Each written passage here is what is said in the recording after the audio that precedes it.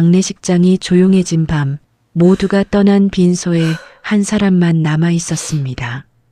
남편을 먼저 보내고 가족에게서도 조금씩 밀려나던 63세 며느리.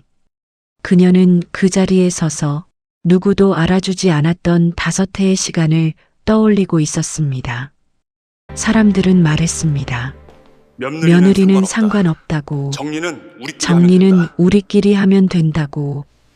하지만 그날 밤 그녀의 발치에는 아무도 신경 쓰지 않았던 검은 가방 하나가 놓여 있었습니다. 그 안에 무엇이 들어있는지는 아직 아무도 몰랐습니다. 이 이야기는 복수에 대한 사연이 아닙니다. 억울함을 소리내어 외친 이야기도 아닙니다. 끝까지 사람으로 남았던 한 사람과 그 마음을 마지막까지 기억한 또 한 사람의 이야기.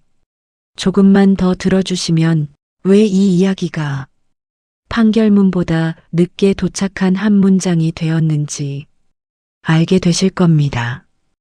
오늘의 사연 시작 전에 구독, 좋아요를 꾹 눌러주세요. 이 이야기와 함께하는 여러분의 오늘 하루가 행복해지실 겁니다. 그럼 오늘의 사연 시작합니다. 장례식장이 조용해진 건 밤 10시를 넘기고 나서였습니다. 저는 그 시간까지도 그 자리에 있었습니다. 하얀 국화 향기가 코끝에 맴돌고 자동문이 열리고 닫히는 소리만 간간히 들려왔습니다. 사람들은 이미 다 떠났고 빈소에는 저 혼자만 남아 있었습니다. 마지막으로 나가던 시누이가 문 앞에서 뒤를 돌아보며 한마디를 남겼습니다. 그 목소리가 아직도 귓가에 선명합니다. 며느리는 상관없잖아요. 정리는 우리끼리 할게요. 저는 아무 대답도 하지 않았습니다.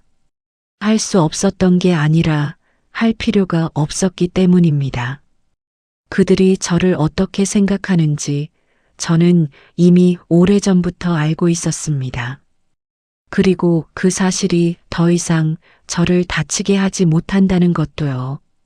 시누이가 나가고 난 뒤 저는 의자 끝에 앉아 발치에 놓인 검은 가방을 바라보았습니다. 그건 시아버지의 것이었습니다. 아무도 그게 제 것이라고 생각하지 않았고 저도 굳이 설명하지 않았습니다. 그 가방 안에 뭐가 들어있는지 저는 이미 알고 있었거든요. 하지만 그날 밤 저는 그 가방을 열지 않았습니다. 아직 때가 아니라는 걸 알았기 때문입니다. 오늘 이 이야기를 시작하기에 앞서 저는 한 가지를 분명히 해두고 싶습니다. 이건 복수에 관한 이야기가 아닙니다. 저는 시댁 식구들에게 무언가를 되갚아주기 위해 5년을 버틴 게 아닙니다. 저는 그저 한 사람을 끝까지 돌보았을 뿐입니다. 그 사람이 저를 어떻게 기억해 주었는지 그것을 말씀드리려는 겁니다. 이야기를 시작하기 전에 제 소개를 간단히 드려야 할 것 같습니다. 저는 올해 63입니다. 결혼한 지는 35년이 넘었고 남편을 떠나보낸 지는 7년이 되었습니다. 남편은 갑작스러운 심장마비로 세상을 떠났습니다. 56의 나이에 아무런 예고도 없이요. 남편이 떠나고 난 뒤 시댁 식구들의 태도가 달라졌습니다. 처음에는 느끼지 못했습니다. 장례를 치르는 동안에는 모두가 슬픔에 잠겨 있었으니까요.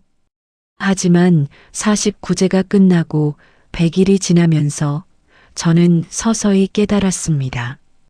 제가 그 집안에서 어떤 위치에 있었는지를요. 남편이 살아있을 때 저는 그래도 막내 며느리였습니다. 시아버지 시어머니 앞에서 끼니를 차리고 명절마다 제사상을 준비하고 손님이 오면 차를 끓여 나르는 사람. 힘들었지만 그래도 제자리가 있었습니다. 하지만 남편이 떠나고 나자 저는 그저 남의 집 며느리가 되어버렸습니다. 남편에게는 위로 형이 둘 있었고 누나가 하나 있었습니다.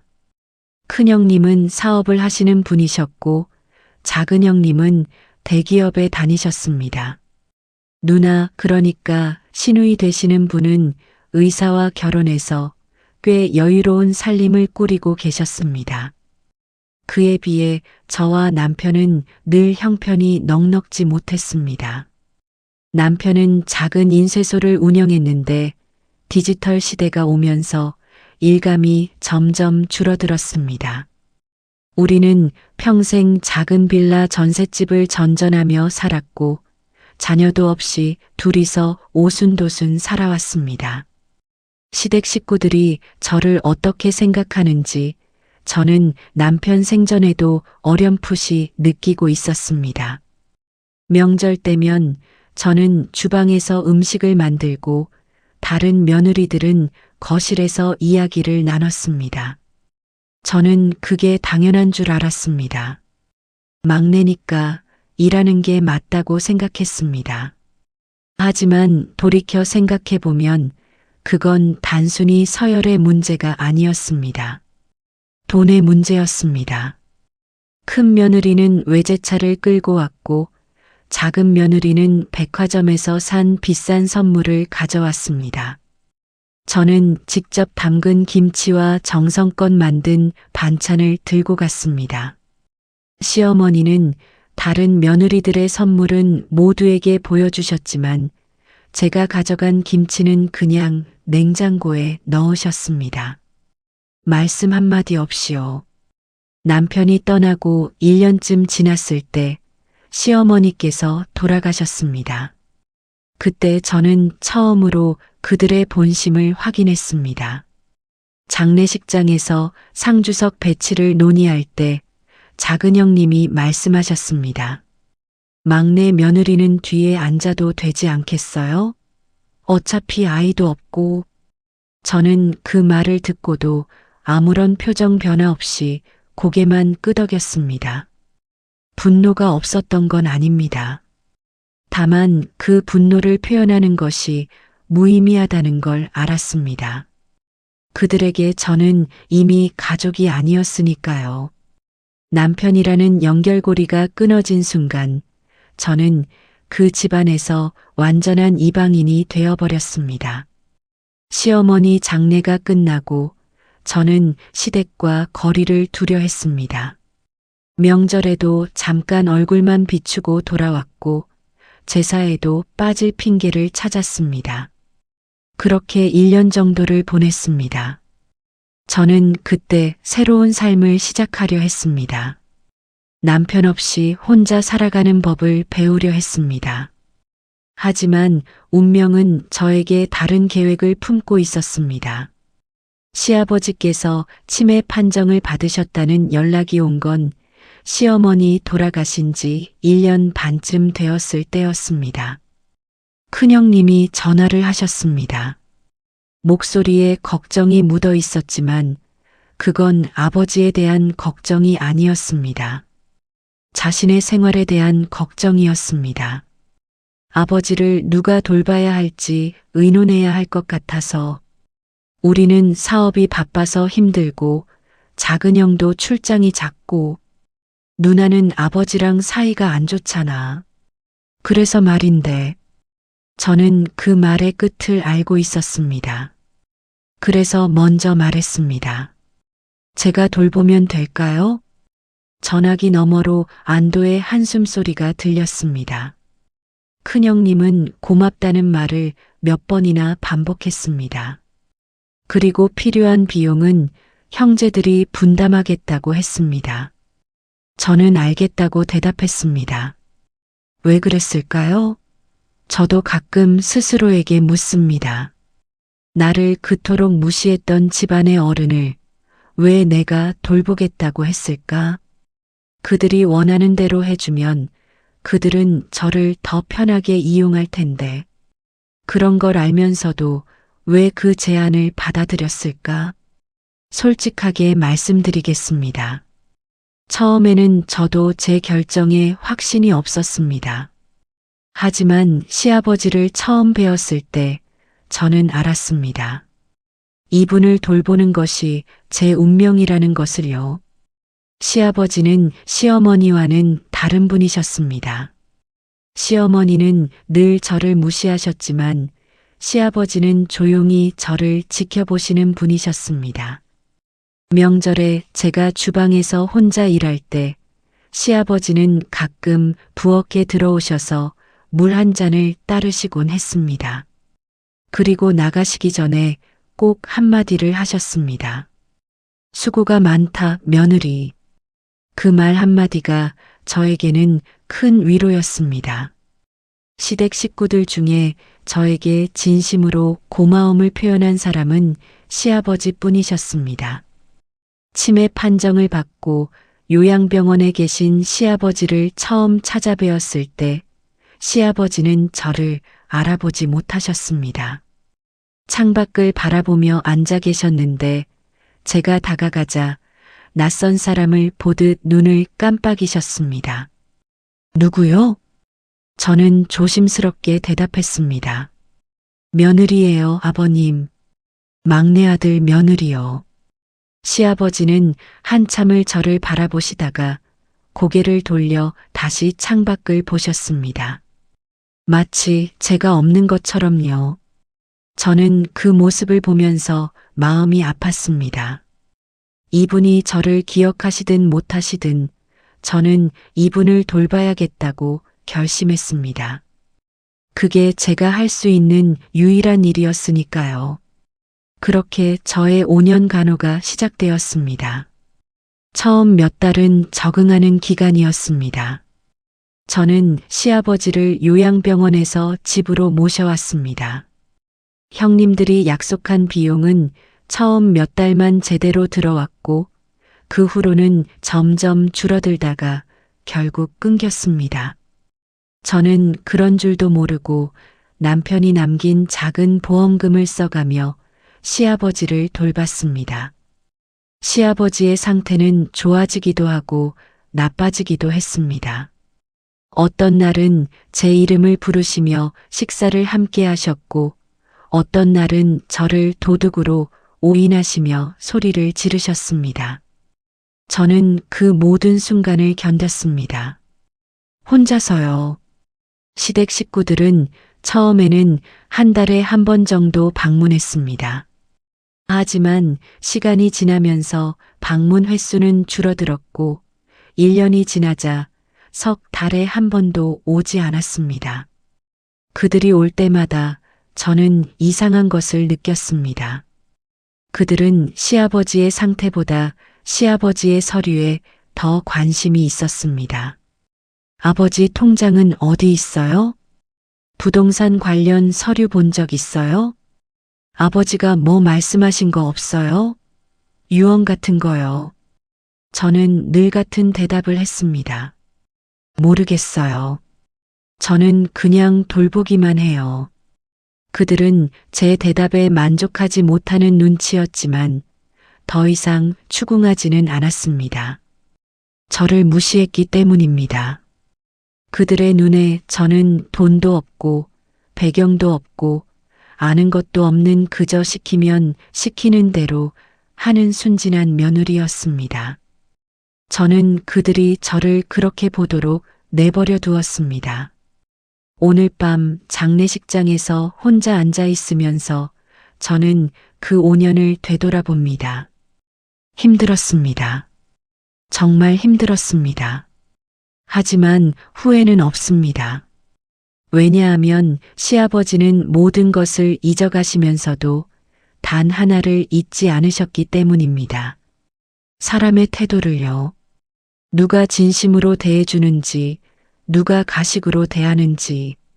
시아버지는 그걸 흐릿해져가는 기억 속에서도 꿋꿋이 붙들고 계셨습니다. 그리고 마지막 순간 시아버지는 그 판단에 따라 모든 것을 정리해 두셨습니다. 저도 모르게요. 발치에 놓인 검은 가방을 다시 바라봅니다. 내일이면 모든 것이 밝혀질 겁니다. 하지만 오늘 밤은 그냥 여기 앉아서 시아버지를 떠올리려 합니다.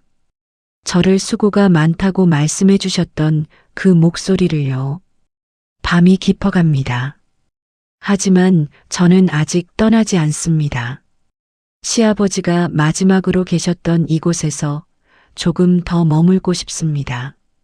제가 시아버지를 모시기로 결심한 것은 단순한 동정이나 의무감 때문이 아니었습니다. 물론 시아버지께서 저에게 따뜻하게 대해주셨던 기억도 있었지만 솔직히 말씀드리면 저는 그때 다른 선택지가 없었습니다. 남편을 떠나보내고 혼자 남은 저에게는 갈 곳이 마땅치 않았습니다. 남편의 보험금이 약간 있었지만 서울에서 전셋집을 구하기에는 턱없이 부족했습니다. 친정 부모님은 이미 오래전에 돌아가셨고 형제들과는 왕래가 뜸했습니다. 예순을 앞둔 나이에 새로 취업을 하기도 쉽지 않았습니다. 그런 상황에서 시아버지를 모시게 되면 적어도 지낼 곳이 생기는 셈이었습니다. 시아버지의 집은 서울 외곽의 작은 아파트였는데 그곳에서 함께 지내면 제 생활이 조금은 나아질 수 있었습니다. 형님들이 약속한 간병비까지 더하면 살아갈 수 있을 것 같았습니다. 그러니까 처음에는 저도 계산이 있었던 겁니다. 저를 너무 좋게만 봐주시지 않으셔도 됩니다. 저도 살아야 했으니까요. 하지만 시아버지와 함께 지내면서 제 마음은 서서히 변해갔습니다. 시아버지의 치매는 초기에는 비교적 가벼운 편이었습니다. 물건을 어디 뒀는지 잊어버리거나 방금 한 말을 반복하시거나 가끔 사람을 헷갈려 하시는 정도였습니다. 저는 매일 아침 식사를 준비하고 약을 챙겨드리고 함께 동네를 산책했습니다. 오후에는 텔레비전을 함께 보거나 옛날 앨범을 꺼내 추억을 나눴습니다. 그런 일상 속에서 저는 시아버지라는 분을 새롭게 알아갔습니다. 시아버지는 젊은 시절 고등학교에서 국어 선생님을 하셨던 분이었습니다. 은퇴하신 지 오래되었지만 책 읽기를 좋아하시고 글씨를 바르게 쓰시는 분이셨습니다. 치매가 시작된 후에도 시아버지는 하루에 한 번씩 일기를 쓰려고 노력하셨습니다. 처음에는 문장이 완성되었지만 시간이 지나면서 단어만 남고 나중에는 글씨조차 알아보기 어려워졌습니다. 저는 그 일기장들을 모두 보관했습니다. 시아버지가 기억을 잃어가는 과정이 고스란히 담겨 있었기 때문입니다. 언젠가 이것이 필요해질 수도 있을 것 같았습니다. 시댁 식구들은 제가 시아버지를 돌보기 시작한 후 몇 달 동안은 가끔 연락을 했습니다. 큰형님은 한 달에 한 번 정도 전화를 하셨고 간병비를 보내주셨습니다. 작은 형님은 이따금 과일을 보내오셨고 시누이는 명절 전에 한 번씩 얼굴을 비추셨습니다. 하지만 그 방문들은 진심이 아니었습니다. 저는 처음부터 알고 있었습니다.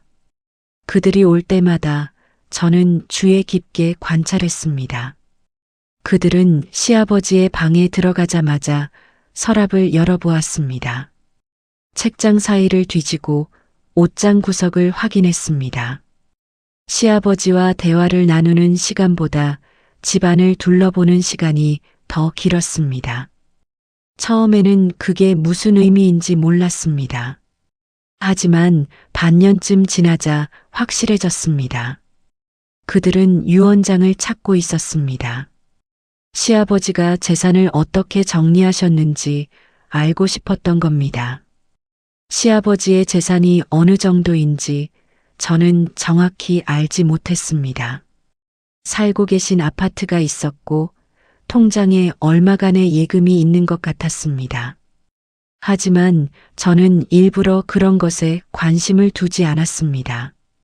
아니, 관심이 없는 척 했습니다. 이것이 제가 5년 동안 유지했던 전략이었습니다. 무력한 척 연기하기. 저는 시댁 식구들 앞에서 철저하게 무지한 사람인 척 했습니다. 법에 대해서도 상속에 대해서도 서류에 대해서도 아무것도 모르는 것처럼 굴었습니다. 그들이 물어오면 저는 항상 같은 대답을 했습니다. 저는 잘 모르겠어요. 그냥 아버님 식사 챙겨드리고 약 드시게 하는 것밖에 안 해요. 그들은 제 대답에 안심하는 표정을 지었습니다. 형님들은 고개를 끄덕이며 서로 눈짓을 나누었고 시누이는 대놓고 무시하는 말투로 저에게 지시를 했습니다. 언니, 아버지 드시는 약 리스트 좀 적어서 보내줘요. 그리고 아버지 보험 증서 어디 있는지 알면 알려주고. 저는 순순히 응했습니다. 약 리스트는 꼼꼼하게 적어서 보냈고 보험 증서는 모르겠다고 했습니다. 실제로 몰랐으니까요. 하지만 그들은 제가 일부러 숨기는 건 아닌지 의심하는 눈치였습니다. 그래서 저는 더욱 철저하게 연기했습니다.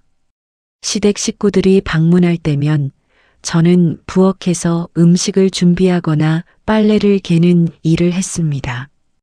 그들이 시아버지 방에서 서류를 뒤지는 동안 저는 아무것도 모르는 듯 일만 했습니다. 가끔 그들이 저에게 질문을 하면 저는 정말 모르겠다는 표정으로 대답했습니다. 아버님이 뭐라고 말씀하신 거 없어요? 재산 정리를 하셨다든가. 아니요, 아버님은 요즘 말씀도 잘 못하세요. 오늘은 제 이름도 기억 못하셨어요.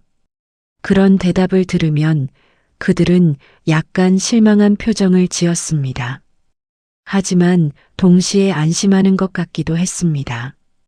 시아버지가 판단 능력을 잃어가고 계시다면 그들에게 불리한 결정을 내리실 수 없을 테니까요. 저는 그 모든 것을 지켜보았습니다. 그리고 속으로 생각했습니다. 그래, 계속 그렇게 생각해라. 내가 아무것도 모르는 바보라고 생각해라. 그게 나한테는 오히려 안전하니까. 이것이 제가 선택한 생존 전략이었습니다. 왜 그랬을까요? 왜 저는 그들에게 맞서지 않고 무력한 척 연기했을까요? 이유는 간단합니다. 제가 그들에게 맞섰다면 저는 당장 쫓겨났을 겁니다. 시댁 식구들에게 저는 어차피 남의 집 며느리였습니다. 남편도 없고 자녀도 없는 저에게는 시아버지를 돌볼 법적 권리가 없었습니다. 그들이 마음만 먹으면 언제든지 저를 내쫓고 전문 간병인을 고용하거나 요양원에 보낼 수 있었습니다. 저는 그런 상황을 피하고 싶었습니다. 왜냐하면 시아버지와 함께 지내면서 저는 이분을 진심으로 돌보고 싶어졌기 때문입니다. 처음에는 계산이 있었지만 시간이 지나면서 제 마음은 변했습니다. 시아버지는 제가 돌본 어떤 사람보다도 저를 인간으로 대해주셨습니다. 시아버지는 기억이 흐려지시면서도 저를 대하는 태도만은 변하지 않으셨습니다. 제가 밥을 드리면 고맙다고 하셨고 제가 약을 챙겨드리면 수고가 많다고 하셨습니다.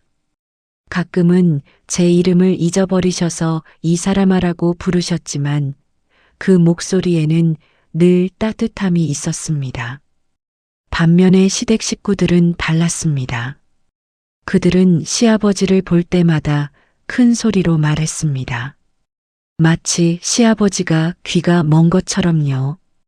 그리고 시아버지가 알아듣지 못하실 거라고 생각했는지 시아버지 앞에서 노골적으로 재산 이야기를 했습니다. 아버지 아파트 시세가 얼마나 됐대? 이거 나중에 팔면 세금이 얼마야? 형, 아버지 통장에 얼마나 있는지 확인해 봤어? 저는 그런 대화를 들으면서도 아무 표정 없이 일만 했습니다. 하지만 시아버지는 그 말들을 듣고 계셨습니다. 저는 알고 있었습니다. 시아버지가 많은 것을 잊어가시고 있지만 그래도 사람의 태도는 느끼신다는 것을요. 어느 날 시댁 식구들이 다 돌아가고 난 뒤 시아버지가 저를 부르셨습니다. 이 사람아. 저는 시아버지 곁으로 다가갔습니다. 시아버지는 창밖을 바라보시며 말씀하셨습니다. 저 애들은 뭔가를 찾고 있어. 저는 가슴이 철렁했습니다. 시아버지가 그것을 알고 계셨다니요. 저는 조심스럽게 대답했습니다. 아버님, 그냥 걱정이 되셔서 그러시는 거예요. 자식들이니까요. 시아버지는 고개를 천천히 저으셨습니다. 아니야. 눈을 보면 알아. 돈을 보는 눈이야. 저는 아무 말도 할 수 없었습니다. 시아버지는 다시 창밖을 바라보시며 중얼거리셨습니다. 이 사람은 눈이 달라. 그 말씀을 들은 뒤 저는 더욱 조심스러워졌습니다. 시아버지가 저를 어떻게 생각하시든 저는 제 역할을 묵묵히 수행해야 했습니다. 그리고 시댁 식구들이 저를 의심하지 않도록 더욱 철저하게 연기해야 했습니다. 그래서 저는 일부러 힘들어하는 모습을 보였습니다. 시댁 식구들이 올 때마다 저는 피곤한 표정을 짓고 허리가 아프다고 호소하고 시아버지 돌보는 게 너무 힘들다고 말했습니다. 그들은 저를 동정하는 척하면서 위로의 말을 건넸지만 실제로 도와주지는 않았습니다. 언니, 너무 무리하지 마세요. 몸이 상해요. 시누이가 그렇게 말하면서도 간병비를 더 보내거나 직접 돌보겠다는 말은 없었습니다. 저는 알고 있었습니다. 그들에게 저는 편리한 존재였다는 것을요. 공짜로 시아버지를 돌봐주는 사람.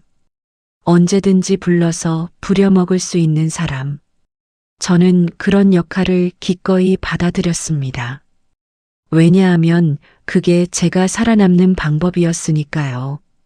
하지만 속으로는 모든 것을 기록하고 있었습니다. 저는 매일 간병 일지를 썼습니다. 시아버지가 무엇을 드셨는지, 어떤 약을 드셨는지, 기분은 어떠셨는지, 무슨 말씀을 하셨는지. 처음에는 시아버지의 상태를 체크하기 위해 시작한 것이었는데, 나중에는 습관이 되었습니다.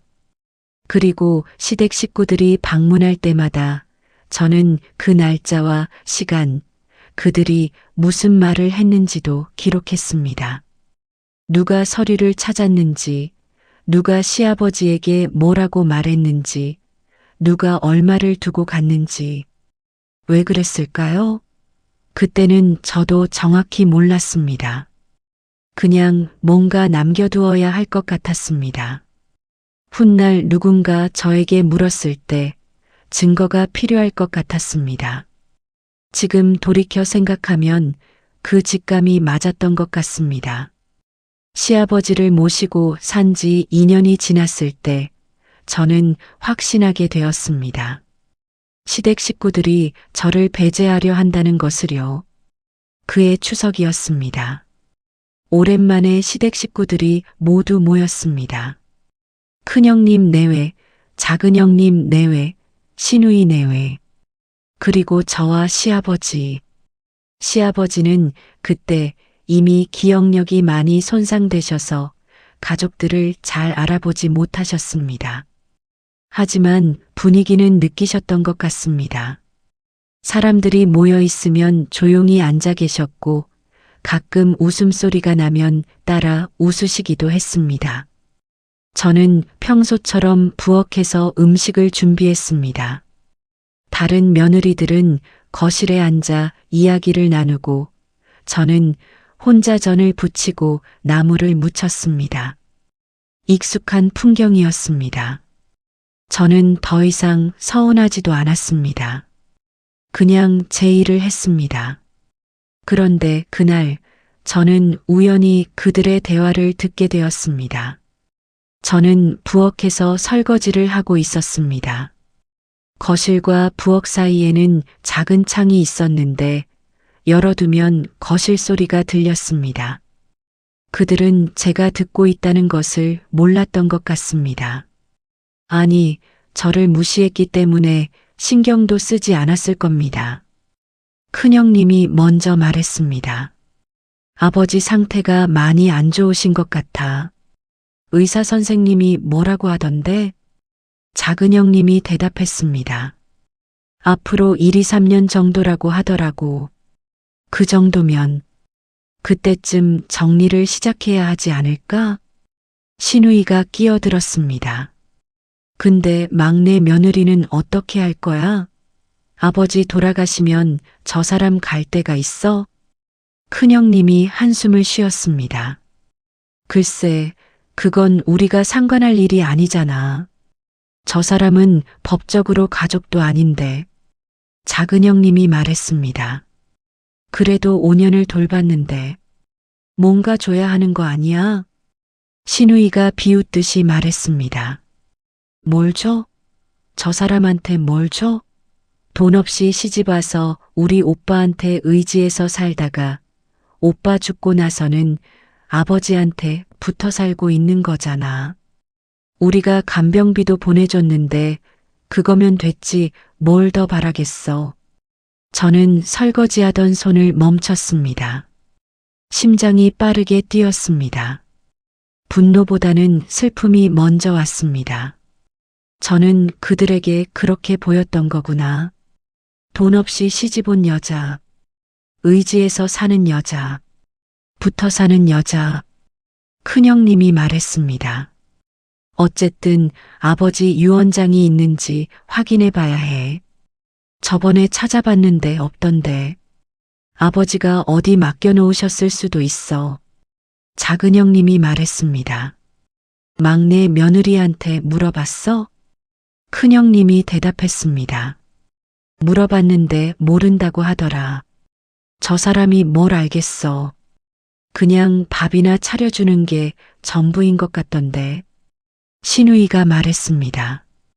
다행이다. 저 사람이 뭔가 알면 오히려 복잡해질 수 있어. 그냥 모르는 게 나아. 저는 그 말을 듣고 천천히 설거지를 마쳤습니다. 손이 떨렸지만 내색하지 않으려 했습니다.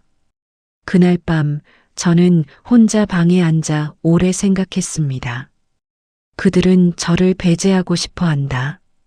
아버지의 재산을 나눌 때 저에게는 한 푼도 주고 싶지 않아 한다. 그건 알고 있었다. 하지만 이렇게 노골적으로 말하는 것을 들으니 마음이 아팠다. 저는 남편과 결혼한 지 35년이 넘었습니다. 그 세월 동안 시댁에 들인 정성을 생각하면 저도 이 집안의 일부라고 생각했습니다. 하지만 그들에게 저는 그저 막내 며느리였고 남편이 죽은 후에는 남의 집 여자가 되어버렸습니다. 하지만 저는 그날 밤 결심했습니다. 분노하거나 맞서지 않겠다고요. 왜냐하면 저는 이미 알고 있었기 때문입니다. 그들이 저를 어떻게 대하든 제가 할 일은 변하지 않는다는 것을요. 저는 시아버지를 끝까지 돌볼 것입니다. 그리고 그것이 제가 할 수 있는 전부입니다. 그래서 저는 더욱 철저하게 무력한 척 연기하기로 했습니다. 추석이 지나고 저는 평소처럼 시아버지를 돌보았습니다. 시댁 식구들은 그 후로도 가끔 방문했고 저는 늘 같은 모습을 보여주었습니다. 피곤해하고 힘들어하고 아무것도 모르는 것처럼 굴었습니다. 하지만 속으로는 모든 것을 기억하고 있었습니다. 그해 겨울 시아버지의 상태가 갑자기 나빠졌습니다. 어느 날 밤 시아버지가 갑자기 쓰러지셨습니다. 저는 급히 119에 전화를 걸어 구급차를 불렀고 병원으로 함께 갔습니다. 진단 결과는 경미한 뇌졸중이었습니다. 다행히 큰 후유증은 없었지만 그 후로 시아버지는 거동이 더 불편해지셨습니다. 병원에서 시아버지를 돌보는 동안 저는 처음으로 공공의료 시스템을 접하게 되었습니다. 병원에서 사회복지사가 저를 찾아왔습니다. 50대 초반으로 보이는 여성이었는데 이름은 김영숙이라고 했습니다. 그분은 노인 환자 가정을 방문하는 공공의료 연계 복지사였습니다. 김영숙 복지사는 저에게 여러 가지를 물었습니다. 시아버지의 상태, 제가 돌보는 방식, 경제적 상황, 가족관계. 저는 솔직하게 대답했습니다. 처음으로 누군가에게 제 상황을 터놓고 이야기했습니다. 김 복지사는 고개를 끄덕이며 들었습니다. 그리고 말했습니다. 많이 힘드셨겠어요. 혼자서 이렇게 돌보시는 분이 많지 않거든요. 저는 그 말에 눈물이 날 뻔했습니다. 누군가 제 노력을 인정해 주는 것 같아서요. 김 복지사는 저에게 여러 가지 제도를 안내해 주었습니다. 장기요양보험, 노인 돌봄 서비스, 간병비 지원 등. 저는 그것들에 대해 거의 몰랐습니다. 시댁 식구들이 그런 것을 알려준 적이 없었거든요. 그들은 저에게 간병비만 보내고 나머지는 알아서 하라고 했습니다. 김 복지사의 도움으로 저는 장기요양 등급 신청을 했습니다. 시아버지는 2등급을 받으셨고 그에 따른 지원을 받을 수 있게 되었습니다. 주 3회 방문 요양 서비스, 주야간 보호 서비스, 그리고 복지용구 지원까지. 저의 부담이 조금은 줄어들었습니다. 하지만 무엇보다 중요한 것은 김 복지사가 정기적으로 방문한다는 것이었습니다. 김 복지사는 한 달에 2번씩 집에 와서 시아버지의 상태를 확인했습니다. 그리고 매번 상세한 기록을 남겼습니다. 시아버지가 무엇을 드셨는지, 건강 상태는 어떤지, 보호자가 어떻게 돌보고 있는지, 그 기록들은 공식 문서로 남았습니다. 저는 그것이 중요하다는 것을 직감적으로 알았습니다. 왜냐하면 그 기록에는 주 보호자라는 항목이 있었기 때문입니다. 그리고 그 항목에는 제 이름이 적혀 있었습니다. 김 복지사는 저에게 말했습니다. 어르신의 주 보호자로 등록되셨어요. 앞으로 어르신 관련 서류나 결정에서 보호자님의 의견이 중요하게 반영될 거예요. 저는 고개를 끄덕였습니다. 하지만 속으로는 생각했습니다. 이게 언젠가 중요해질지도 모른다. 그 후로 저는 김 복지사와 가까워졌습니다. 그분은 단순히 업무적으로 방문하는 것이 아니라 진심으로 저와 시아버지를 걱정해 주셨습니다. 가끔은 제가 만든 음식을 드시기도 하고 시아버지와 함께 텔레비전을 보기도 했습니다. 저는 김 복지사에게 시댁 식구들 이야기를 조심스럽게 했습니다. 그들이 저를 어떻게 대하는지, 재산 문제로 어떤 이야기를 하는지. 김 복지사는 조용히 들었습니다. 그리고 한마디 했습니다. 보호자님, 기록이 중요해요. 모든 것을 기록해 두세요. 언제 누가 왔는지, 무슨 말을 했는지, 어르신이 어떤 반응을 보이셨는지, 그게 나중에 보호자님을 지켜줄 수 있어요. 저는 고개를 끄덕였습니다. 그리고 더욱 꼼꼼하게 기록하기 시작했습니다.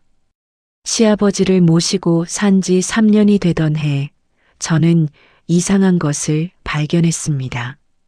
시아버지가 가끔 혼자서 무언가를 쓰고 계셨습니다. 일기장이 아니라 다른 종이에요. 저는 처음에는 그냥 낙서인 줄 알았습니다. 치매 환자분들이 가끔 의미 없이 글씨를 쓰시는 경우가 있으니까요. 하지만 어느 날 시아버지가 주무시는 사이에 그 종이를 살펴보았습니다. 종이에는 알아보기 힘든 글씨가 적혀 있었습니다. 하지만 몇 개의 단어는 읽을 수 있었습니다. 막내, 며느리, 고맙다. 그리고 밑에는 날짜와 서명 같은 것이 있었습니다.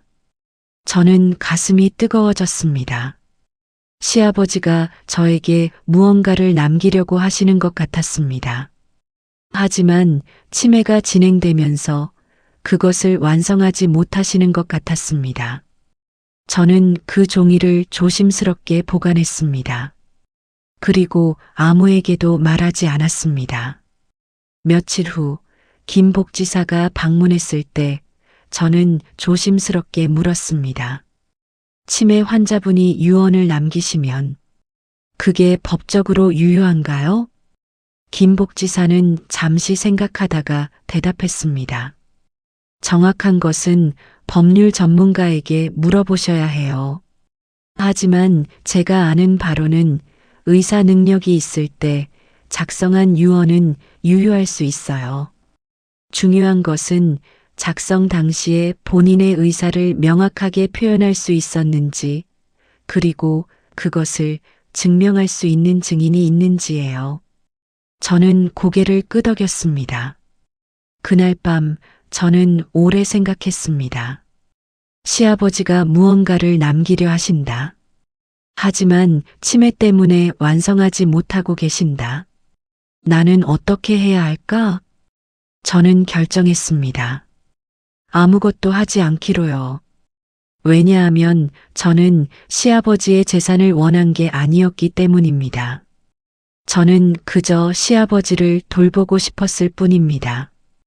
시아버지가 무엇을 결정하시든 그것은 시아버지의 몫이었습니다. 저는 그저 제 일을 할 뿐이었습니다. 끝까지요. 시아버지를 모시고 산지 4년째가 되던 봄이었습니다. 벚꽃이 피기 시작할 무렵 김영숙 복지사가 평소와 다르게 진지한 표정으로 저를 찾아왔습니다. 그날따라 김 복지사는 서류 가방을 들고 있었습니다. 보통은 간단한 체크리스트와 펜만 들고 오시는데 그날은 뭔가 다른 것 같았습니다. 김 복지사는 시아버지의 상태를 확인한 후 저를 부엌으로 불렀습니다. 그리고 조용히 말했습니다. 어르신 상태가 많이 안 좋아지셨어요. 의료진 말로는 앞으로 1년 정도라고 하더라고요. 저는 이미 알고 있었습니다. 시아버지의 상태가 눈에 띄게 악화되고 있었으니까요. 하지만 누군가의 입에서 직접 그 말을 들으니 가슴이 먹먹해졌습니다. 김 복지사가 말을 이었습니다.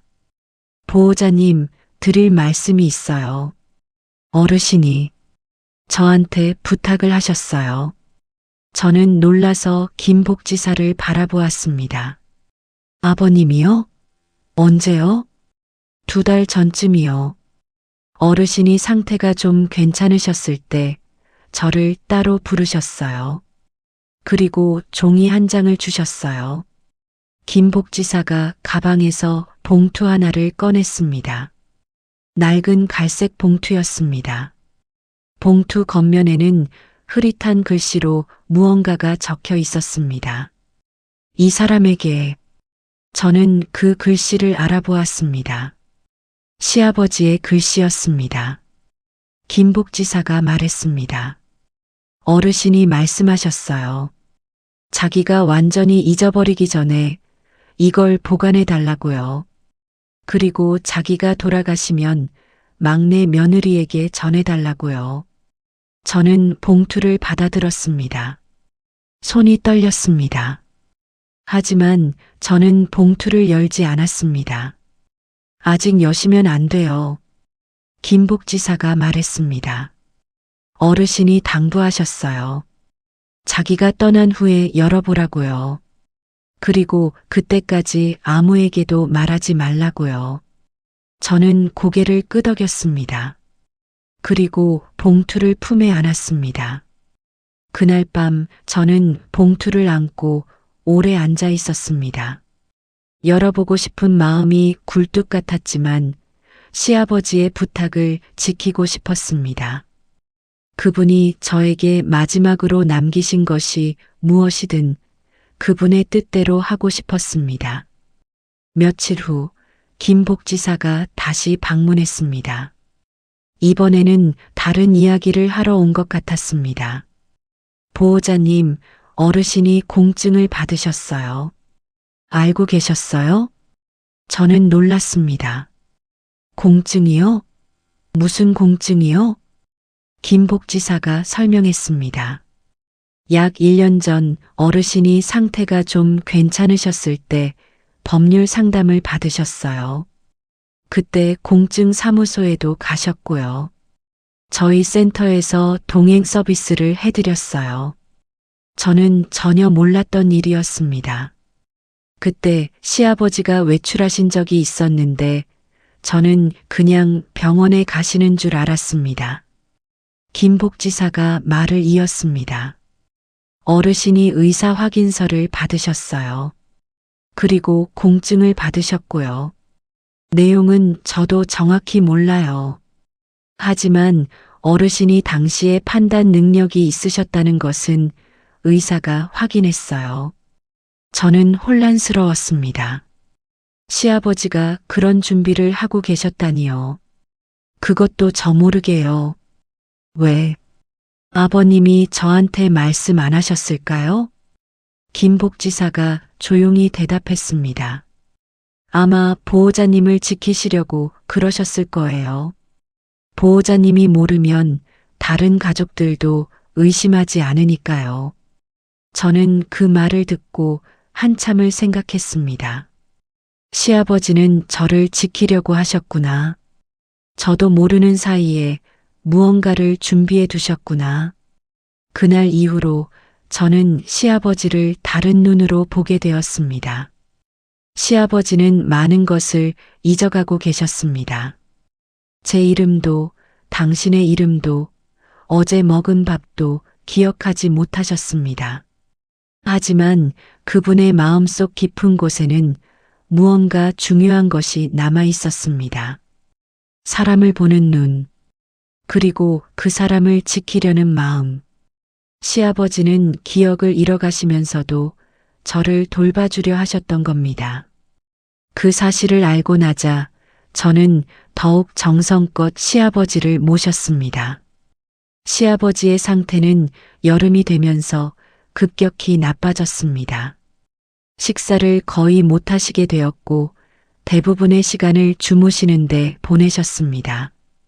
가끔 눈을 뜨셔도 누가 누군지 알아보지 못하셨습니다. 시댁 식구들의 방문 빈도가 갑자기 늘었습니다. 그들은 시아버지의 상태가 나빠지자 더 자주 찾아오기 시작했습니다. 하지만 저는 알고 있었습니다. 그들이 진심으로 걱정해서 오는 게 아니라는 것을요. 그들은 올 때마다 서류를 찾았습니다. 시아버지 방을 뒤지고 서랍을 열어보고 옷장을 확인했습니다. 하지만 아무것도 찾지 못했습니다.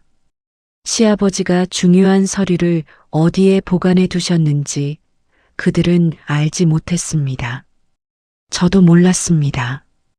김 복지사가 말해준 공증 서류가 어디 있는지, 봉투 안에 무엇이 들어있는지 저는 전혀 알지 못했습니다. 시아버지가 저에게 알리지 않으셨으니까요. 어느 날 큰형님이 저에게 직접 물었습니다. 막내 며느리, 아버지가 뭔가 말씀하신 거 없어? 서류나 유언 같은 거 말이야. 저는 평소처럼 대답했습니다. 모르겠어요. 아버님은 요즘 거의 말씀을 못 하세요. 저도 뭐가 어디 있는지 전혀 몰라요. 큰형님이 저를 의심스럽게 바라보았습니다. 하지만 저는 당당하게 시선을 맞추었습니다. 저는 거짓말을 하는 게 아니었으니까요. 봉투 안에 뭐가 있는지, 공증 서류에 뭐가 적혀 있는지 저는 정말로 몰랐습니다. 큰형님은 한숨을 쉬며 돌아갔습니다. 시누이는 가면서 저에게 한마디 던졌습니다. 언니, 뭐 숨기는 거 있으면 나중에 곤란해질 수 있어요. 우리가 다 알게 될 테니까. 저는 아무 대답도 하지 않았습니다. 그냥 배웅만 했습니다. 가을이 되자 시아버지는 거의 의식이 없으셨습니다. 눈을 뜨시는 시간이 하루에 한두 시간밖에 되지 않았고 그마저도 누가 누군지 알아보지 못하셨습니다. 저는 매일 곁에서 시아버지를 돌보았습니다. 손을 잡아드리고 이불을 덮어드리고 조용히 이야기를 들려드렸습니다. 어느 날 밤 시아버지가 갑자기 눈을 뜨셨습니다. 그리고 저를 바라보셨습니다. 이 사람아. 저는 가슴이 철렁했습니다. 시아버지가 저를 부르신 건 몇 달 만이었습니다. 네, 아버님. 여기 있어요. 시아버지는 떨리는 손으로 제 손을 잡으셨습니다.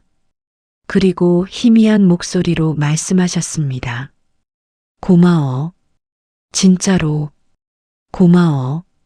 저는 눈물을 참으며 시아버지의 손을 꼭 잡았습니다. 아버님, 저야말로 감사해요.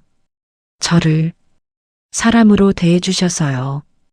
시아버지는 희미하게 웃으셨습니다. 그리고 다시 눈을 감으셨습니다. 그게 시아버지가 저에게 하신 마지막 말씀이었습니다. 일주일 후 시아버지는 조용히 떠나셨습니다. 새벽녘에 저 혼자 곁에 있을 때요. 저는 시아버지의 손을 잡고 있었습니다. 시아버지는 평화로운 표정이셨습니다. 마치 깊은 잠에 드신 것처럼요. 저는 한참을 울었습니다. 그리고 시댁 식구들에게 연락했습니다. 장례 준비가 시작되었습니다. 시댁 식구들은 모두 모여들었습니다. 그리고 그때부터 그들의 본색이 완전히 드러나기 시작했습니다. 장례식장에서 그들은 저를 완전히 배제했습니다. 상주석에도 앉히지 않았고 조문객 응대도 시키지 않았습니다. 저는 그저 뒤에서 음식을 나르고 설거지를 하는 사람이 되었습니다. 5년을 시아버지를 돌본 사람이요. 시누이가 제게 말했습니다. 언니, 고생 많았어요. 이제 좀 쉬세요. 뒷정리는 우리가 할게요. 저는 알았다고 대답했습니다. 하지만 속으로는 생각했습니다. 아직이야. 아직 때가 안 됐어. 장례가 끝난 밤 모두가 떠난 후 저는 혼자 남았습니다. 발치에는 검은 가방이 놓여 있었습니다. 시아버지의 짐을 정리하다가 찾은 것이었습니다. 아무도 그게 뭔지 관심을 두지 않았습니다. 그들에게 그건 그냥 낡은 가방일 뿐이었으니까요. 하지만 저는 알고 있었습니다. 그 가방 안에 무엇이 있는지요. 시아버지가 남기신 모든 것이 그 안에 있었습니다. 저는 가방을 열지 않았습니다. 아직 때가 아니었으니까요. 내일 모든 것이 밝혀질 것입니다. 저는 조용히 일어나 장례식장을 나섰습니다. 차가운 밤 공기가 얼굴을 스쳤습니다. 하지만 저는 춥지 않았습니다. 왜냐하면 저는 알고 있었으니까요. 시아버지가 저를 지켜주셨다는 것을요. 그분은 힘으로 저를 지킨 게 아니었습니다. 제도와 기록으로 조용히 저를 위한 준비를 해두셨던 겁니다. 저는 밤하늘을 올려다보았습니다. 별이 반짝이고 있었습니다. 아버님, 고마워요. 정말로요. 저는 속으로 말했습니다. 그리고 천천히 집으로 향했습니다. 내일은 새로운 시작이 될 것입니다. 장례가 끝나고 사흘이 지났습니다. 저는 시아버지가 살던 작은 아파트에 혼자 남아 있었습니다.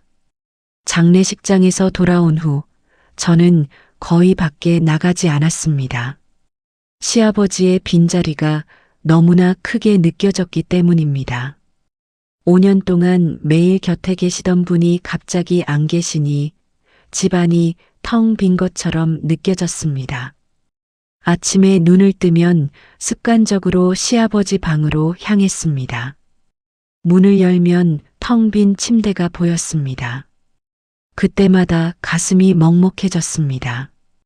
저는 그 방 앞에 서서 한참을 바라보다가 돌아서곤 했습니다. 장례 이틀 후 시댁 식구들이 모였습니다. 재산 정리를 논의하기 위해서였습니다. 큰형님이 전화를 했습니다. 막내 며느리 내일 아버지 집에서 가족회의 좀 하자. 정리할 게 있어서. 저는 알겠다고 대답했습니다. 그리고 속으로 생각했습니다. 드디어 시작이구나. 다음 날 시댁 식구들이 모두 모였습니다. 큰형님 내외, 작은형님 내외, 시누이 내외. 그들은 거실에 둘러앉았고 저는 부엌에서 차를 준비했습니다. 평소처럼요. 큰형님이 먼저 말문을 열었습니다. 자, 다들 바쁜 거 알아. 그래서 빨리 정리하자. 아버지 재산 문제야. 작은형님이 고개를 끄덕였습니다. 아버지 아파트랑 통장 있잖아. 시세 확인해 봤어? 시누이가 말했습니다. 아파트는 한 5억 정도 될 거야. 통장은 모르겠는데 별로 없을 것 같아. 아버지가 원래 저축을 안 하셨잖아. 큰형님이 고개를 끄덕였습니다. 그래, 뭐 대충 그 정도 될 거야. 셋이 나누면 1인당 1억 5천 정도?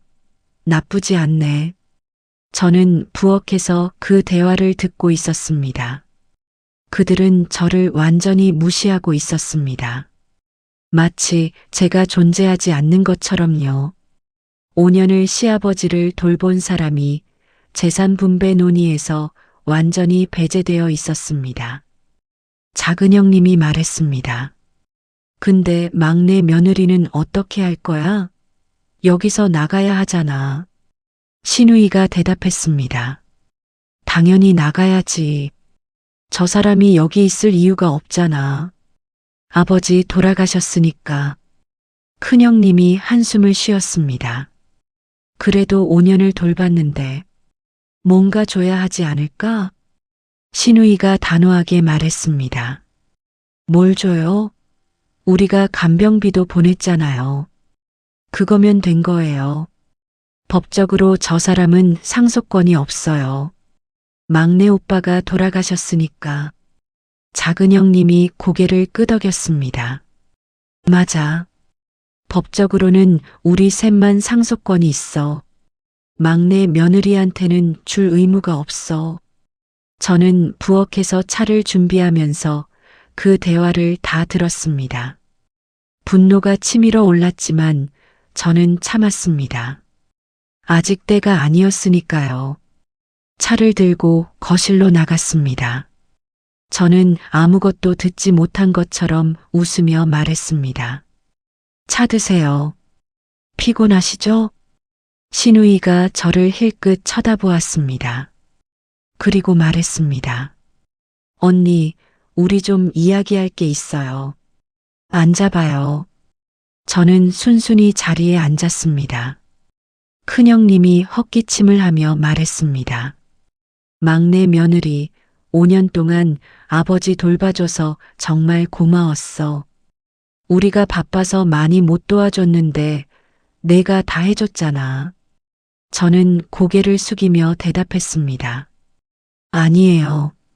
당연히 해야 할 일이었어요. 작은형님이 말을 이었습니다.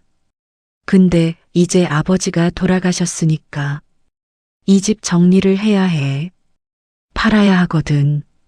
저는 예상했던 말이었지만 막상 들으니 가슴이 덜컥 내려앉았습니다. 하지만 저는 표정을 바꾸지 않았습니다. 네, 알겠어요.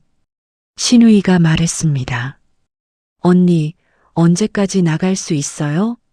우리가 급하게 굴고 싶은 건 아닌데 집을 팔려면 비워야 하거든요. 저는 잠시 생각하는 척 했습니다. 그리고 대답했습니다. 한 달 정도면 될까요? 갈 곳을 찾아야 해서요. 큰형님이 고개를 끄덕였습니다. 그래, 한 달이면 충분하지. 그동안 천천히 정리해. 저는 다시 고개를 숙였습니다. 감사합니다. 시댁 식구들은 제가 순순히 응하자 안심하는 표정을 지었습니다. 그들에게 저는 여전히 무력한 며느리였습니다. 돈도 없고 배경도 없고 법도 모르는 순진한 여자. 그들은 저를 그렇게 보았고 저는 그렇게 보이도록 연기했습니다. 회의가 끝난 후 그들은 집안을 둘러보았습니다. 시아버지의 방을 뒤지고 서랍을 열어보고 옷장을 확인했습니다. 여전히 유언장이나 중요한 서류를 찾고 있었습니다. 신우이가 저에게 물었습니다. 언니, 아버지 서류 같은 거 본 적 있어요? 유언장이나 보험 증서 같은 거요. 저는 고개를 저었습니다. 아니요. 저는 그런 거 본 적 없어요. 아버님이 어디에 두셨는지도 모르겠어요. 신우이가 의심스러운 눈으로 저를 바라보았습니다. 하지만 저는 당당하게 시선을 맞추었습니다. 거짓말이 아니었으니까요. 봉투 안에 뭐가 있는지, 공증 서류에 뭐가 적혀 있는지 저는 정말로 몰랐습니다. 신우이는 한숨을 쉬며 돌아섰습니다.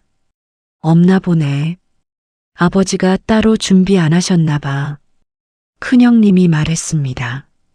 뭐 없으면 없는 대로 하면 되지. 법대로 3등분하면 돼.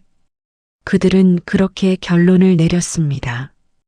유언장이 없으니 법정 상속대로 3등분하면 된다고요. 저는 거기에 끼지도 못한다고요. 저는 그들을 배웅하며 속으로 생각했습니다. 그래, 계속 그렇게 생각해라. 아무것도 없다고 생각해라. 내가 아무것도 모른다고 생각해라. 하지만 곧 알게 될 거야. 시아버지가 무엇을 준비해 두셨는지를. 그날 밤 저는 검은 가방을 꺼냈습니다. 장례식장에서 가져온 시아버지의 가방이었습니다. 가방을 열었습니다. 안에는 여러 가지가 들어 있었습니다. 낡은 수첩, 오래된 사진 몇 장, 그리고 갈색 봉투. 김영숙 복지사가 저에게 전해준 그 봉투였습니다. 시아버지가 저에게 남기신 것. 저는 떨리는 손으로 봉투를 열었습니다. 안에는 편지 한 장과 서류 몇 장이 들어 있었습니다. 편지를 먼저 읽었습니다. 시아버지의 흐릿하지만 정성스러운 글씨였습니다. 막내 며느리에게. 이 글을 읽을 때쯤이면 나는 이미 없겠지. 미안하다. 살아있을 때 더 잘해주지 못해서. 너는 이 집안에서 늘 힘들었을 거다. 그거 알고 있었다. 하지만 내가 해줄 수 있는 게 없었다. 늙고 병든 노인이 뭘 해줄 수 있겠나? 그래도 하나는 해주고 싶었다. 너를 지켜주는 것. 내 방식대로. 동봉한 서류를 잘 보관해라. 그리고 때가 되면 써라. 내가 이 집안에서 버틸 수 있도록 내가 할 수 있는 건 다 해두었다. 돈 말고 사람으로 대해준 유일한 애. 너였다. 고맙다. 진심으로. 아버지가. 저는 편지를 읽고 한참을 울었습니다. 시아버지가 저를 이렇게 생각해 주셨다니. 기억이 흐려지시면서도 저를 위해 무언가를 준비해 주셨다니. 눈물을 닦고 서류를 확인했습니다. 첫 번째 서류는 공증된 의사 확인서였습니다. 시아버지가 1년 전 아직 판단 능력이 있으셨을 때 작성하신 것이었습니다. 의사가 시아버지의 정신 상태를 확인하고 당시에 법적 판단 능력이 있었다고 증명한 서류였습니다. 두 번째 서류는 주거권 이전 관련 문서였습니다. 시아버지가 살고 계시던 아파트의 일부 권리를 저에게 이전한다는 내용이었습니다. 정확히는 거주권이었습니다. 소유권은 아니지만 저에게 일정 기간 동안 그 집에서 살 수 있는 권리를 보장해 주는 것이었습니다. 세 번째 서류는 생활지원금 관련 문서였습니다. 시아버지가 가입해 두셨던 연금의 일부를 저에게 수령할 수 있도록 지정해 두신 것이었습니다. 저는 그 서류들을 보면서 놀랐습니다. 시아버지가 이 모든 것을 미리 준비해 두셨다니. 치매가 진행되시면서도 저를 위한 준비를 해 두셨다니. 가장 중요한 것은 이 모든 절차가 이미 완료되어 있다는 것이었습니다. 시댁 식구들이 뭐라고 하든 이 서류들은 법적 효력이 있었습니다. 저는 서류를 다시 봉투에 넣고 가슴에 품었습니다. 시아버지, 감사합니다. 정말로요. 그날 밤 저는 오래 잠들지 못했습니다. 하지만 마음은 평화로웠습니다. 이제 때가 되었습니다. 내일 모든 것이 밝혀질 것입니다. 다음 날 아침 저는 김영숙 복지사에게 전화를 했습니다. 복지사님, 저예요. 어르신 며느리요. 봉투를 열어봤어요. 김 복지사가 대답했습니다. 그러셨군요. 어르신이 준비해 두신 거 보셨죠? 네. 근데 이게 정말 유효한 건가요?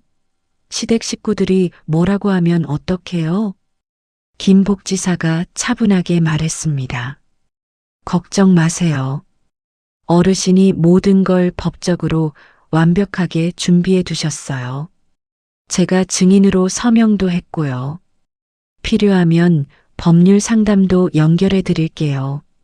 저는 안도의 한숨을 쉬었습니다. 감사합니다. 정말 감사해요. 김 복지사가 말했습니다. 감사는 어르신께 하세요. 어르신이 보호자님을 얼마나 생각하셨는지 저도 옆에서 보면서 감동받았어요. 전화를 끊고 저는 창밖을 바라보았습니다. 아침 햇살이 방 안으로 들어오고 있었습니다. 이제 시작이다. 진짜 이야기가 시작되는 거다. 장례가 끝나고 일주일이 지났습니다. 시댁 식구들은 재산 정리를 서두르고 있었습니다.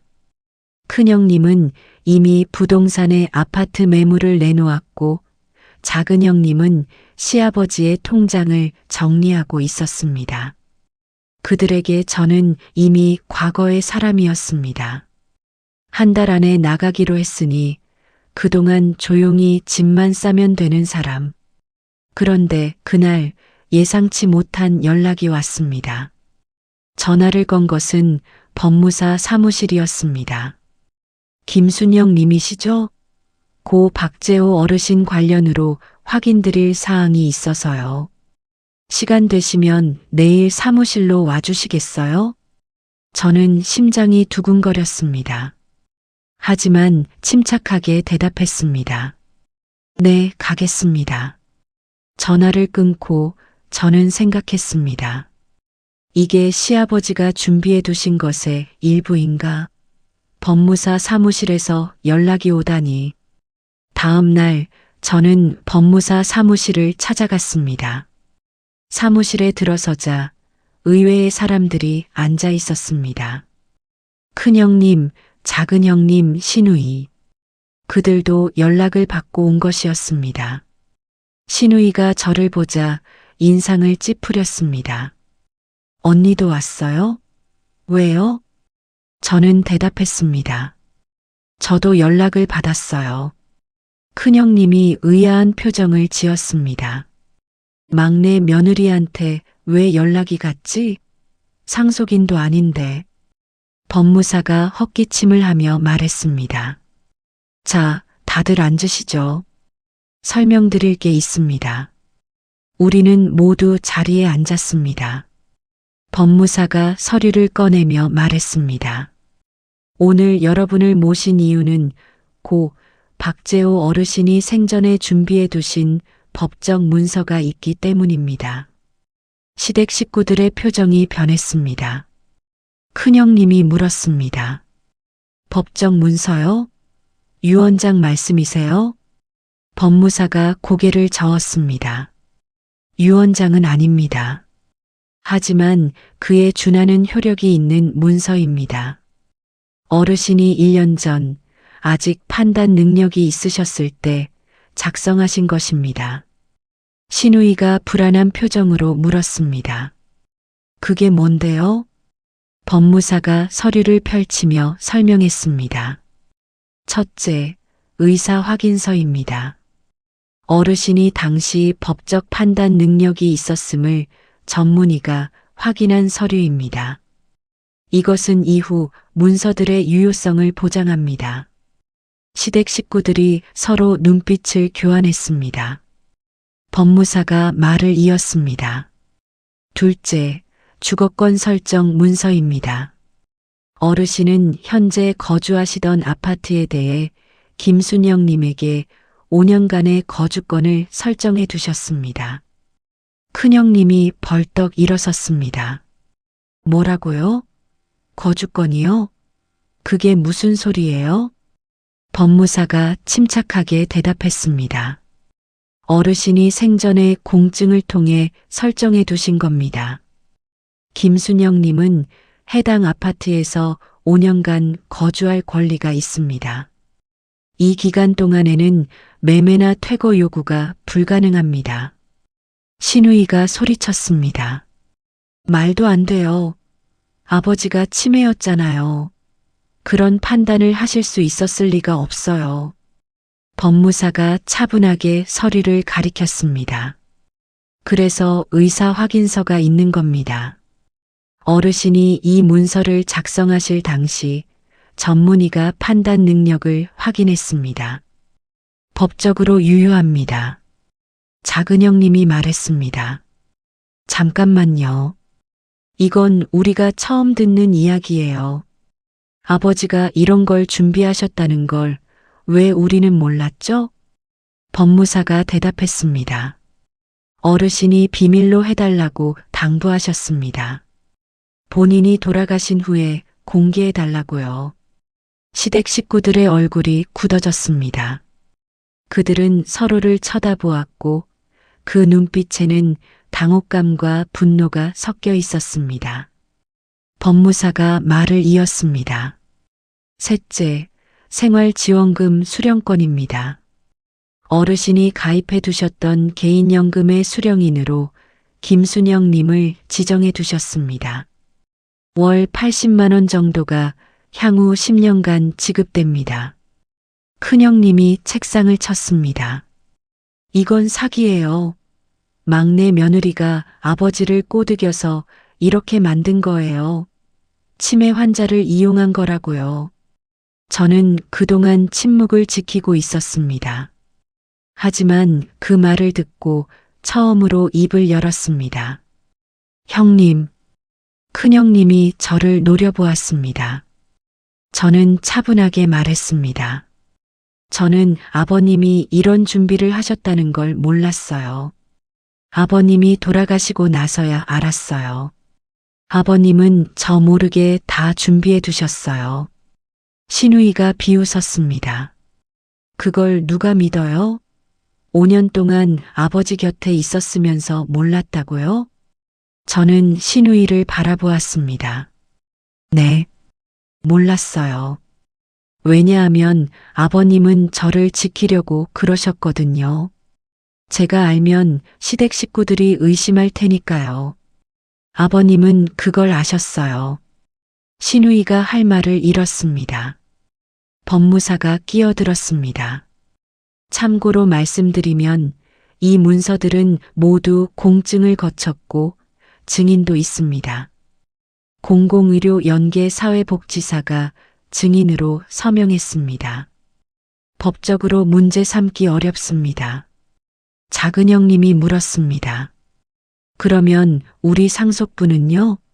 아파트를 못 파는 건가요? 법무사가 대답했습니다. 아파트 소유권은 여전히 상속인들에게 있습니다. 다만 5년간은 매매가 제한됩니다. 거주권이 설정되어 있기 때문입니다. 5년 후에는 자유롭게 처분하실 수 있습니다. 큰형님이 한숨을 내쉬었습니다. 5년이나 기다리라고요? 법무사가 고개를 끄덕였습니다. 어르신의 뜻입니다. 저는 조용히 앉아 있었습니다. 시댁 식구들은 분노와 당혹감에 휩싸여 있었지만 저는 평온했습니다. 시아버지가 저를 지켜주셨다는 것을 확인했기 때문입니다. 회의가 끝나고 우리는 사무실을 나왔습니다. 신우이가 저에게 다가왔습니다. 언니, 이거 끝난 거 아니에요. 우리가 변호사 상담 받아볼 거예요. 무효화시킬 수 있는지. 저는 담담하게 대답했습니다. 그러세요. 저는 아버님 뜻대로 할 거예요. 신우이가 분노에 찬 눈으로 저를 쳐다보다가 돌아섰습니다. 큰형님이 말했습니다. 막내 며느리, 우리가 이렇게 될 줄 몰랐어. 5년 동안 아버지 돌봐줘서 고맙다고 생각했는데 이런 식으로 뒤통수를 칠 줄은 몰랐어. 저는 큰형님을 바라보았습니다. 형님, 저는 뒤통수를 친 게 아니에요. 저는 그냥 아버님을 돌봤을 뿐이에요. 아버님이 저에게 남겨주신 거예요. 저는 요구한 적 없어요. 큰형님은 아무 말 없이 돌아섰습니다. 저는 그들이 떠나는 모습을 지켜보았습니다. 슬프지는 않았습니다. 오히려 후련했습니다. 이제 진실이 밝혀졌다. 시아버지가 저를 어떻게 생각하셨는지 모두가 알게 되었다. 집으로 돌아오는 길, 저는 하늘을 올려다보았습니다. 아버님, 감사해요. 저를 지켜주셔서요. 바람이 부드럽게 불어왔습니다. 마치 대답처럼요. 법무사 사무실에서의 만남 이후 시댁 식구들은 정말로 변호사를 찾아갔습니다. 며칠 후 큰형님에게서 전화가 왔습니다. 막내 며느리, 우리 변호사 상담 받았어. 법적으로 다툴 수 있는 부분이 있대. 저는 침착하게 대답했습니다. 그러세요. 저도 준비하고 있어요. 큰형님이 잠시 멈칫했습니다. 준비? 뭘 준비해? 저는 대답했습니다. 아버님이 남겨두신 게 서류만 있는 게 아니에요. 형님도 곧 알게 되실 거예요. 전화를 끊고 저는 김영숙 복지사에게 연락했습니다. 복지사님, 시댁 식구들이 법적으로 다투겠다고 해요. 제가 어떻게 해야 할까요? 김 복지사가 대답했습니다. 걱정 마세요. 어르신이 다 준비해 두셨어요. 제가 가지고 있는 기록들이 있거든요. 기록이요? 네. 제가 5년간 방문하면서 남긴 공식 기록들이요. 누가 어르신을 실제로 돌봤는지, 누가 얼마나 자주 방문했는지 다 기록되어 있어요. 저는 그제야 이해했습니다. 시아버지가 왜 공공의료 서비스를 받으셨는지를요. 그건 단순히 제 부담을 덜어주시려는 것만이 아니었습니다. 기록을 남기시려는 것이었습니다. 일주일 후 시댁 식구들이 다시 모였습니다. 이번에는 변호사도 함께였습니다. 변호사가 말했습니다. 김순영 씨, 저희 의뢰인들은 고 박재호 씨가 작성한 문서의 유효성에 의문을 제기하고 있습니다. 당시 치매 상태였던 분이 이런 결정을 할 수 있었는지 확인이 필요합니다. 저는 고개를 끄덕였습니다. 알겠습니다. 그러면 제가 준비한 것들을 보여드릴게요. 저는 가방에서 서류들을 꺼냈습니다. 첫 번째로 꺼낸 것은 의료 기록이었습니다. 이건 아버님의 5년간 의료 기록이에요. 매달 정기 검진을 받으셨고 상태 변화가 모두 기록되어 있어요. 여기 보시면 아버님이 문서를 작성하신 시점에는 경도 치매 상태였어요. 중증이 아니었어요. 변호사가 서류를 살펴보았습니다. 저는 두 번째 서류를 꺼냈습니다. 이건 공공의료 연계사회복지사의 방문 기록이에요. 5년간 매달 2번씩 방문하셨어요. 여기주 보호자 항목에 제 이름이 적혀 있어요. 그리고 가족 방문 기록도 있어요. 저는 특정 페이지를 펼쳤습니다. 보시면 시댁 식구들은 5년간 총 12번 방문하셨어요. 평균 5달에 한 번이에요. 그리고 방문하실 때마다 아버님 상태보다 서류를 먼저 찾으셨다고 기록되어 있어요. 신우이가 소리쳤습니다. 그건 사생활 침해예요. 그런 걸 기록할 권리가 있어요? 김복지사가 말했습니다. 저는 김복지사에게 이 자리에 함께 와달라고 부탁했었습니다. 공공의료 서비스의 일환으로 작성된 공식 기록입니다. 법적으로 문제 없습니다. 저는 세 번째 서류를 꺼냈습니다. 마지막으로 이건 아버님이 직접 쓰신 메모예요. 치매가 진행되시면서 글씨가 흐려지셨지만 내용은 알아볼 수 있어요. 저는 시아버지가 쓰신 종이들을 펼쳤습니다. 여러 장이었습니다. 아버님은 기억이 남아 있으실 때 가족들이 어떻게 행동했는지 적어두셨어요. 여기 보시면 저는 한 장을 읽었습니다. 큰애가 왔다. 통장 어디 있냐고 물었다. 나는 모른다고 했다. 큰애는 서랍을 뒤졌다. 다른 장을 읽었습니다. 딸이 왔다. 유언장 있냐고 물었다. 나는 없다고 했다. 딸은 화를 냈다. 또 다른 장을 읽었습니다. 막내 며느리가 밥을 차려줬다. 고맙다고 했다. 이 애는 돈 이야기를 안 한다. 좋은 애다. 시댁 식구들의 얼굴이 하얗게 변했습니다. 저는 서류를 정리하며 말했습니다. 아버님은 많은 것을 잊어가셨지만 사람의 태도는 잊지 않으셨어요. 누가 진심으로 대해주는지, 누가 돈만 보는지 아버님은 다 알고 계셨어요. 변호사가 서류들을 살펴보다가 한숨을 쉬었습니다. 이 정도 증거가 있으면 법적으로 다투기 어렵겠습니다. 큰형님이 변호사에게 물었습니다. 그러면 우리가 할 수 있는 게 없다는 거예요? 변호사가 대답했습니다. 고인의 의사가 명확하고 당시 판단 능력이 있었다는 의료 증거가 있고 공식 기록과 증인까지 있습니다. 무효화시키기는 거의 불가능합니다. 신우이가 울먹이며 말했습니다. 아버지가 왜 이러셨을까? 우리가 뭘 그렇게 잘못했다고. 저는 신우이를 바라보았습니다. 그리고 조용히 말했습니다. 신우이, 아버님은 복수하신 게 아니에요. 저를 지켜주신 거예요. 시댁 식구들 재산을 빼앗으신 게 아니에요. 저에게 살 곳과 생활비를 마련해 주신 거예요.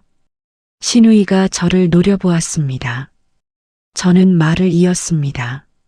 저는 5년 동안 아버님을 돌봤어요. 시댁 식구들은 그 5년 동안 12번 오셨어요. 아버님은 그걸 다 보셨어요. 그리고 판단하신 거예요. 방안이 조용해졌습니다. 큰형님이 한숨을 쉬며 일어섰습니다. 알았어. 더 이상 할 말 없어. 작은형님도 일어섰습니다. 우리가 잘못했나 보네. 신우이는 아무 말 없이 나가버렸습니다. 저는 그들이 떠나는 모습을 지켜보았습니다. 슬프지는 않았습니다. 오히려 시원했습니다. 진실이 밝혀졌습니다. 시아버지가 저를 어떻게 생각하셨는지 모두가 알게 되었습니다. 김복지사가 제 곁에 와서 말했습니다. 잘하셨어요. 어르신도 기뻐하셨을 거예요. 저는 고개를 끄덕였습니다. 감사합니다. 복지사님이 계셨기에 가능했어요. 김복지사가 웃으며 말했습니다. 저는 그냥 제 일을 했을 뿐이에요. 어르신이 다 준비해 두신 거예요. 저는 창밖을 바라보았습니다. 해가 지고 있었습니다. 아버님, 감사해요. 정말로요. 그 후로 시간이 흘렀습니다. 시댁 식구들은 결국 법적 다툼을 포기했습니다. 변호사도 승산이 없다고 했고, 무엇보다 시아버지가 남긴 기록들이 너무나 명확했습니다. 그들이 5년 동안 어떻게 행동했는지 모든 것이 증거로 남아 있었습니다. 저는 시아버지가 살던 아파트에서 계속 살게 되었습니다. 거주권이 보장되었으니 5년간은 아무도 저를 내쫓을 수 없었습니다.